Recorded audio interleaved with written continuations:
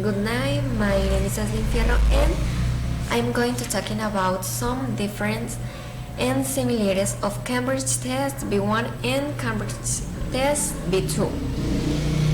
It has a more academic focus. It consists of 4 parts: speaking, listening, writing, and reading. All parts must be passed to obtain a degree. In addition, it has the use of English, a specific part of vocabulary. The speaking test lasts 10 minutes and is done with a partner.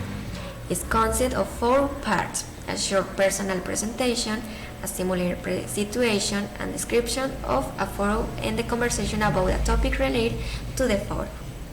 If we do not reach the required grade to pass, the average grade of all parties must correspond to 60% of the total, but we stay about 45%, the lower level will be certified. If you fail one or more parts, you have to take the entire exam.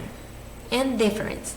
The B1 refers to a level of command of foreign languages. In Spain, the foreign languages by definition is English, which is becoming a mandatory requirement for an increasing number of job projects and activities. 2. Cambridge English B2. First is a Cambridge English Languages Assessment exam that tests English proficiency at a upper intermediate grade.